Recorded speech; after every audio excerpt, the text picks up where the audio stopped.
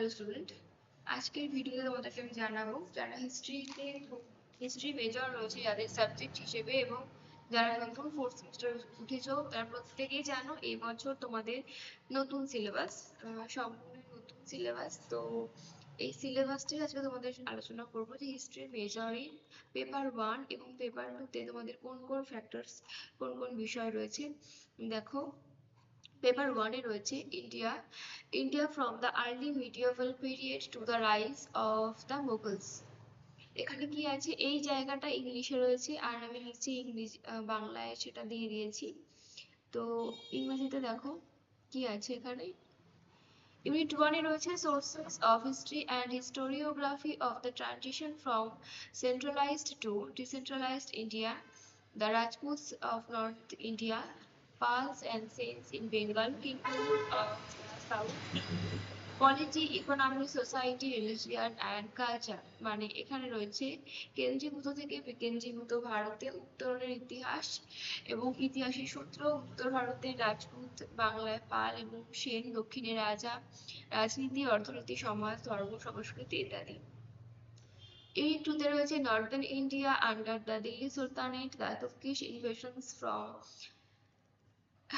997 to 1260 AD, consolidation of the Sultanate from 1206 to 1286 AD, the Khalji Revolution and the omnipotent state under the Khaljis, the Tughlaq period of reforms and counter-reforms, decline of the Delhi Sultanate, the rise of the regional states like Vijayanagar and Bahman.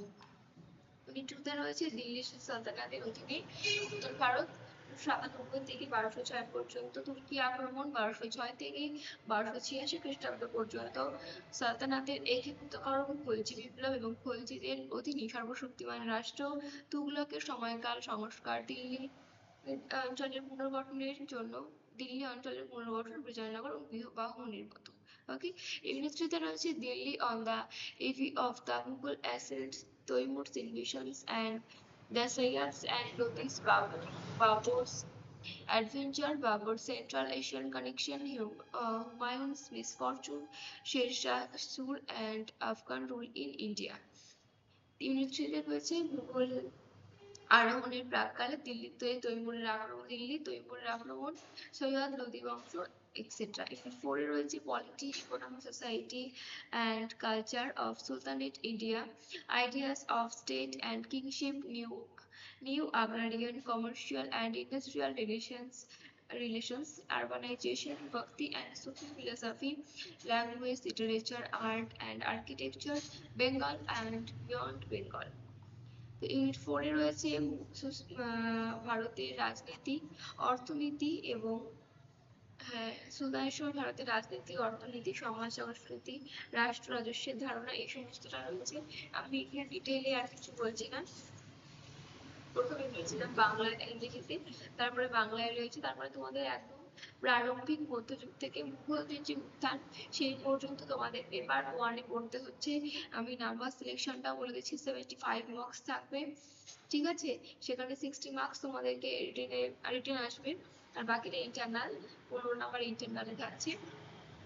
চলো, এরপরে paper 2 তে রয়েছে Europe in transition 14th to 18th century। কি বলছে এখানে, unit 1 এ রয়েছে structural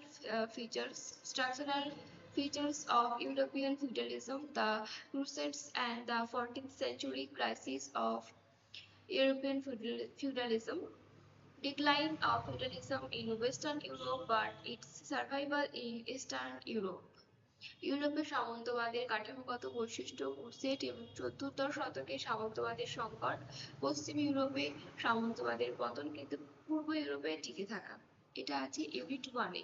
unit 2 তে রয়েছে renaissance, reformation, counter reformation and enlightenment, the printing revolution, spread of secularism and humanism, art, architecture, science and literature.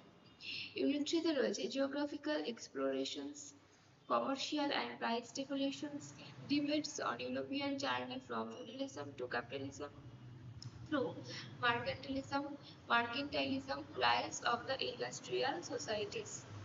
ওকে, এদিকটিতে হচ্ছে দেখো রেনেসাঁ সংস্কার, কাউন্টার রিফরমেশন, এনলাইটেনমেন্ট, মুদ্রণ বিপ্লব, ধর্মনিরপেক্ষতা, মানবতাবাদের বিস্তার, শিল্প, বিজ্ঞান, সাহিত্য, স্থাপত্য এগুলোর এফেক্ট। ইন্ডাস্ট্রিতে রয়েছে ভৌগোলিক কন্ডিশন, বাণিজ্যিক এবং এখানে একটুখানি ভুল আছে, তোমরা একটু অ্যাভয়েড করবে, ইংলিশটা দেখে নেবে। জিওগ্রাফিক্যাল এক্সপ্লোরেশন মানে ভৌগোলিক আবিষ্কার, কমার্শিয়াল অ্যান্ড প্রাইস ডেফিনেশন মানে বাণিজ্যিক বিপ্লব এবং মুদ্রা বিপ্লব। Debates on European journey from feudalism to capitalism through mercantilism, rise of industrial societies মানে পুঁজিবাদ থেকে ইউরোপীয়দের যাত্রা, শিল্প সমাজের উদ্ভাবন। এরপরে রয়েছে Europe from 30 years where to 7 years where, rise of the nation states, Spain, France, England, and Russia, birth of liberal and democratic politics after the American War of Independence, ইউরোপে 30 বছরের যুদ্ধ থেকে 7 বছর যুদ্ধ পর্যন্ত জাতীয় রাষ্ট্রের উত্থান, স্পেন, ফ্রান্স, ইংল্যান্ড এবং রাশিয়া, আমেরিকার স্বাধীনতা যুদ্ধের পরে উত্তর এবং গণতান্ত্রিক রাজনীতির জন্ম। ওকে, তো এই ভিডিওতে আমি তোমাদের সঙ্গে এইটুকু ডিসকাস করলাম। প্রত্যেকটা ক্ষেত্রে মানে প্রত্যেকটা পেপারে তোমাদের 75 মার্কস করে আসবে। 15 নাম্বার ইন্টারনাল মার্কস আছে, 60 নাম্বার তোমাদের রিটেনে থাকবে। এবং আরো একটা বিষয় এই ভিডিওর মাধ্যমে জানিয়ে রাখছি, চ্যাপ্টার ওয়াইজ সাজেশন ভিত্তিক তোমাদের কোন কোন কোয়েশ্চেনের অ্যান্সার করতে হবে সেগুলো আমি চ্যানেলে আপলোড করবো। সাজেশন পেতে বা নোট পেতে তোমরা অবশ্যই চ্যানেলটাকে ফলো করো, সাবস্ক্রাইব করো। দেখা হচ্ছে নেক্সট ভিডিওতে, আজ এই পর্যন্তই।